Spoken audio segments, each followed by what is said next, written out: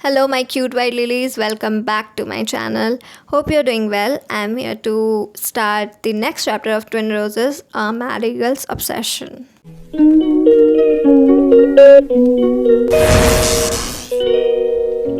It was almost 8 o'clock in the night. Sharanya was sitting in a cafe and had a book in her hand. That's Victory. Sharanya was reading that book with full dedication. She had spent the whole day today reading this book only, and now only the last 5 pages were left. She was completely engrossed in reading the book. That's when she heard the sound of notification coming from her phone. Sharanya kept the book aside and then checked her phone. Her phone only used to receive calls or messages from Niskarsh and Kevin. Before coming to India, Niskarsh changed her phone also.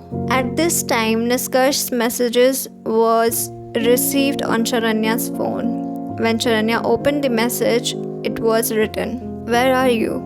Sharanya typed the reply message, "At the cafe near the bookstore." Immediately came Niskarsh's reply with a beep.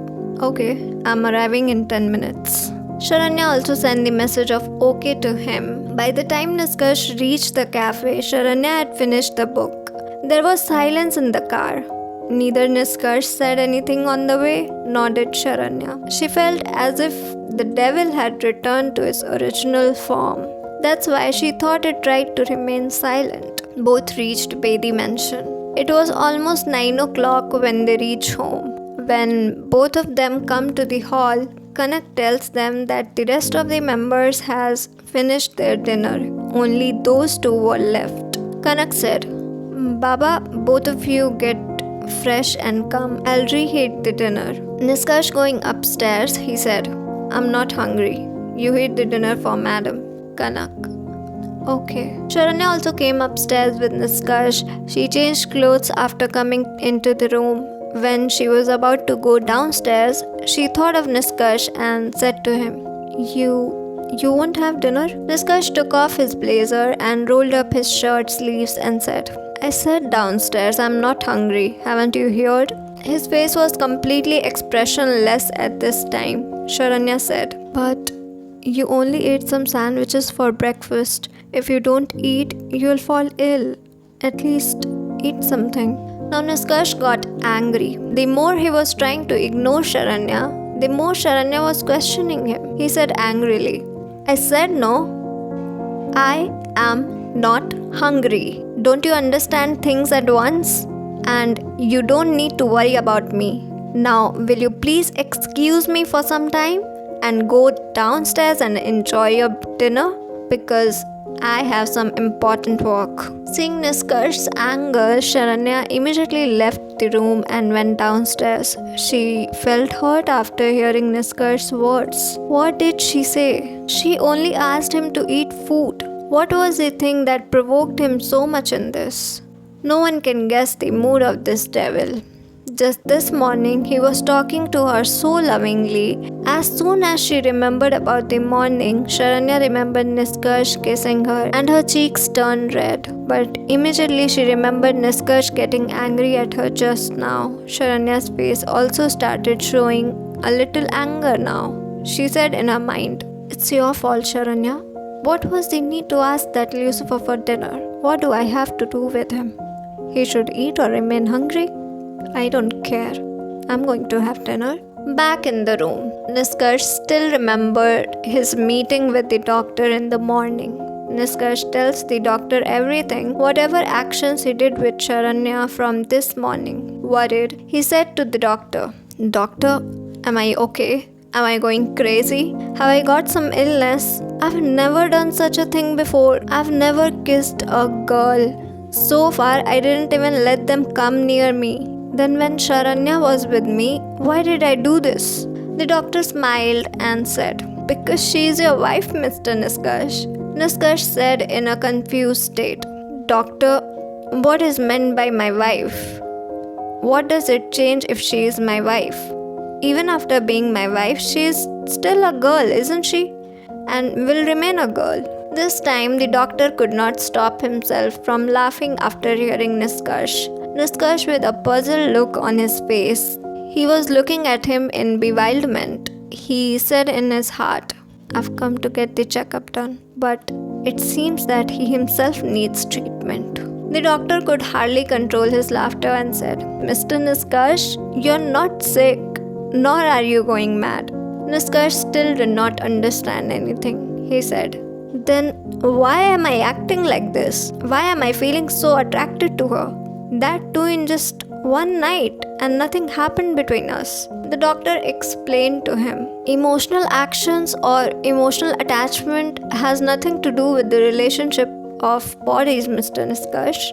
You're feeling this way because you're in love with your wife, and this is just the beginning of love, Mr. Niskarsh. Look ahead, what happens? As the thought of this, Niskarsh slapped his cheek a few times and coming back to the present said, No. It can't happen. I can't be in love. How can I be in love with Sharanya? I can't fall in. All this is nonsense. It's just she's a girl and I'm a guy. So it's just a physical attraction between a guy and a girl. That's it. Before I become more influenced by Sharanya, I should distance myself from her. That would be perfect. Now I'll stay away from her. On the other hand, Sharanya had just come and was sitting on the dining table when Kanak bought a plate of dinner. Sharanya had her dinner and then after a while went towards her room. Coming into the room, she saw that the room was empty. When Sharanya saw the balcony door open, when she came to the balcony, she saw Niskarsh was standing there leaning against the balcony and looking towards the garden. By now he had also changed, and at this time he was holding a cigar between the two fingers of his right hand, whose long puffs he was taking down from his lips at this time. Hearing the sound of Sharanya coughing due to the smoke, Niskarsh's attention turned to her. On seeing her, he said, What are you doing here? Sharanya took a look at him, then cast a glance at the cigar held in his fingers and went back inside the room. Sharanya didn't say anything. Neither did she question Niskarsh nor did she try to stop him. And this point somewhere it pricks Niskarsh. But why? It was a good thing that Sharanya herself was not interfering in his life. It had become easier for him to stay away from Sharanya. Then why is he feeling bad? When Niskarsh returned to the bedroom after a while, Sharanya had put the bed on the floor. Last night, Sharanya was having a lot of trouble sleeping on the floor, and Niskarsh remembered it very well. So he said in his deep voice, You sleep on the bed, I'll sleep on the floor. Sharanya herself laying on the bed said, This bed has been made for you only. Today it is your turn to sleep on the floor. Saying this, she closed her eyes. So really, Sharanya was asking him to sleep on floor. His little wife had so much courage that she could make her husband sleep on the floor below. Well, at this time, Sharanya's pulra was looking heavy. Niskarsh silently fell asleep on the bed on the floor. The next 3 days passed like this. Niskarsh kept distance from Sharanya, and Sharanya also did not pay any attention to him. Every morning while going to office, he would drop her at the bookstore and bring her back in the evening. Even in the 2 or 3 nights that passed after the first night at the Bedi mansion, Sharanya still had not woken up in the bed of Niskarsh in the morning. Niskarsh would have been just watching her sleep. And when he found himself looking at her unnecessarily like this, he would immediately divert his mind from her by scolding himself. Even today, Sharanya was sitting in the same cafe reading some book. She loved to read books, and especially thriller, romance and mystery. She was very interested in these books. Right now, Sharanya was reading the book when she got the message from Niskarsh. The message was something like this. You go to the mansion yourself today. I'm sending a driver. I'll be late. Sharanya replied with a simple, okay. It was now 6 in the evening. Sharanya had returned mansion with the driver. At the same time, Abhimman also returned from office. He had seen Sharanya going in the corridor upstairs, and this time he was walking right behind Sharanya. Sharanya felt that someone was following her. She thought that Niskarsh came back to the mansion. She said, "Have you come? You have told me that you..." Saying this, Sharanya turned back and not found Niskarsh but Abhimman behind her. Her voice got stuck in her throat. Abhimman smiled and said, "Yes, baby doll, here I am. I didn't know you were waiting for me." Sharanya immediately retreated and said, No, I think it's Niskarsh." On hearing the name of Niskarsh, Abhiman's face lit up with hatred and he said, Niskarsh. Doesn't that bore you, huh?" Sharanya was sensing something was wrong. At this time, the entire corridor was empty. There was no one there except the two of them. Instead of answering Abhiman's question, she asked him, "What are you doing here?" Satanism was playing on Abhiman's face at this time. Anyone could recognize the lust in his eyes at this time. He said, "This is wrong, Manvi. I've asked the question earlier." Abhiman was moving towards her and Sharanya was retreating.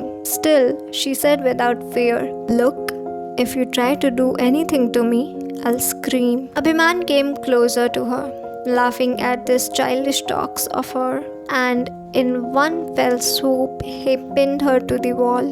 His hands were on Sharanya's waist at this time, and he was very close to Sharanya at this time. He said with a devilish smile on his lips, "Scream? Okay, you scream. But there must be someone to listen to your scream, right? Dad hasn't returned from office yet and Mom has gone to a charity event. And more, that's yours, the worthless husband whom you love so much is wandering somewhere. He should be with you at this time, shouldn't he? Then where is he, Manvi? Speak up." Sharanya did not like his touch at all.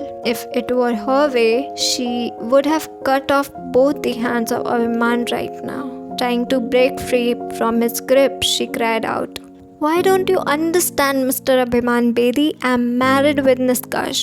I love him." Abhiman grabbed both her hands forcefully, gritting his teeth angrily and said, "And what about me? For 2 years I've dreamed of making you mine and you cheated on me and married Niskarsh, the one I hate the most in the whole world, huh?" Sharanya was still trying her best to get out of his grip. She said, "Abhiman, leave me. You cannot touch me like this." Abhiman, "Why? When Niskarsh held your hand that day, you were feeling very good. Then why don't you like holding my hand?" Sharanya shouted angrily, "Because he is my husband." Abhiman said, "Not at all. You're only mine, Manvi. I've only right on you. And if not today, then tomorrow I will make you mine. Then whether it is of your choice or whether I have to force you." Saying this, he started moving towards Sharanya's lips. Sharanya was not able to understand what to do. Abhiman held both her hands tightly. To avoid that kiss, Sharanya turned her face to the other side and then her eyes fell on Abhiman's arm.